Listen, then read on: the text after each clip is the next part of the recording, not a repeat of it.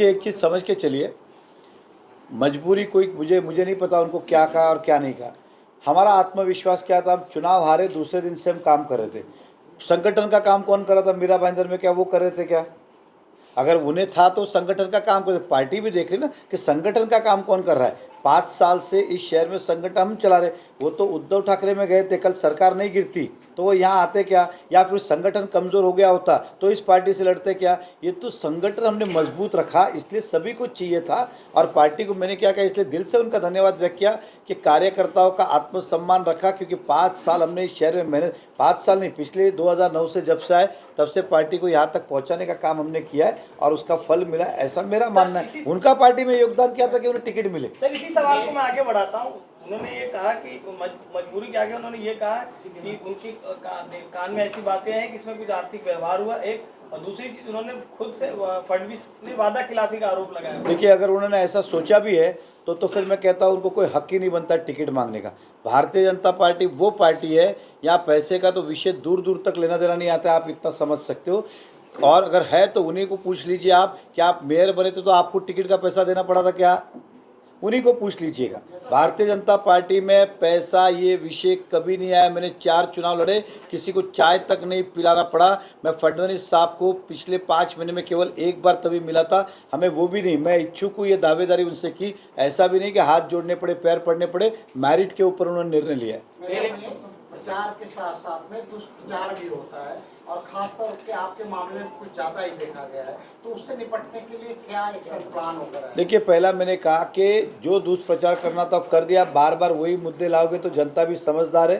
पहले भी जनता को गुमराह किया आपने, जनता अब सच जान चुकी है। जनता को शहर में विकास चाहिए, इसलिए हमने एक ही निर्णय लिया है कि हमारा संकल्प मीरा भाईंदर के विकास का। केसीस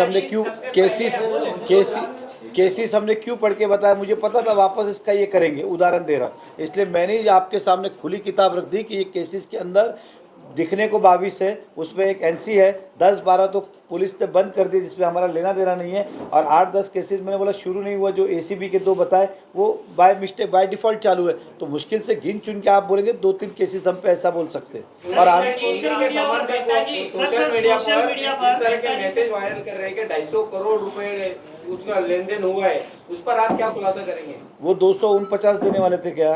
को लग रहा होगा। देखिए, मैंने कहा हमने भाजपा में काम किया, झंडा उठाया, उन्होंने उठाया नहीं, इसलिए उनको सब चीज़ पैसे से लगता है। यहाँ पैसे से कुछ नहीं होता है। भारतीय जनता पार्टी में नरेंद्र मोदी जी की पार्टी है, देवेंद्र फडणवीस साहब की पार्टी है, उस विचारों पे चलती है। यहाँ पैसे का दूर दूर तक लेना देना नहीं है। अब मैंने पूछा, उसका प्रमाण पत्र वही दे सकते।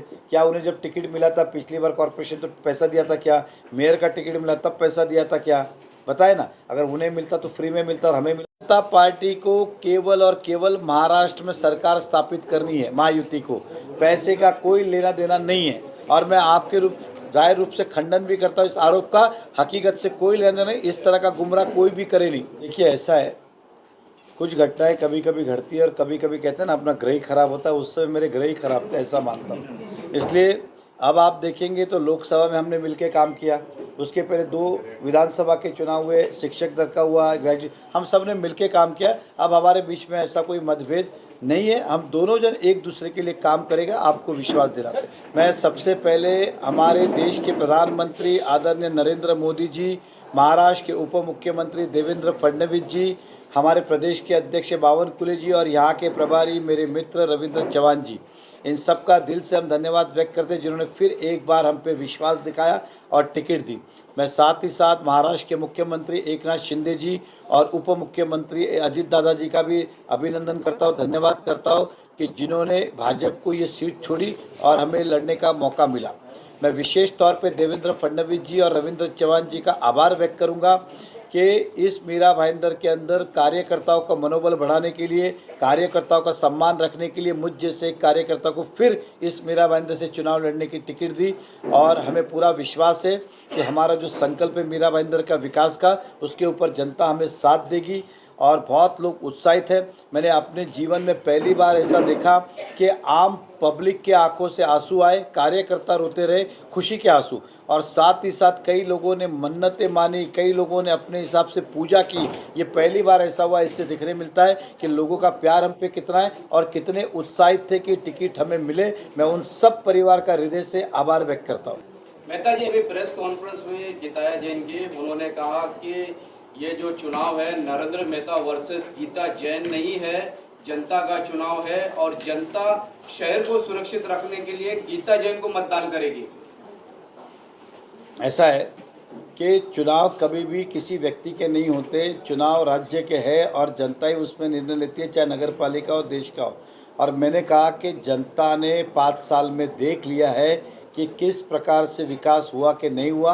आज जनता इसलिए कह रहा हूँ कि हमारे साथ में, क्योंकि हमने जो पिछले 2014 से 19 में जो डेवलपमेंट किया था, इसलिए जनता फिर हमसे उम्मीद लगाए बैठी है कि हम आएंगे और अधूरे काम पूरे करेंगे, अधूरे सपने पूरे करेंगे और मीरा भाईंदर को फिर आगे ले जाएंगे विकास के माध्यम से। महाविकास आघाड़ी के जो उम्मीदवार है मुजफ्फर हुसैन, उनका कहना है कि आप लोग चुनाव लड़ते हैं 145 विधानसभा में, लेकिन विकास का कार्य जो है वो 146 विधानसभा में। उनका घर 146 में है क्या? उनके घर के सामने का सीमेंट रोड किसने बनाया?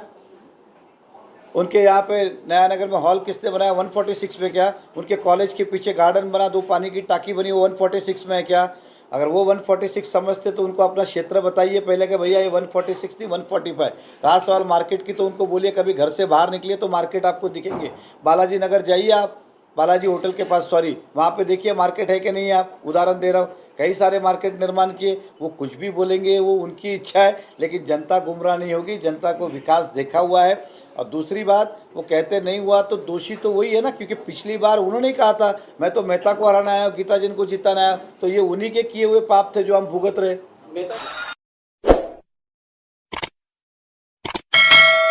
Subscribe now and press the bell icon. Never miss an update.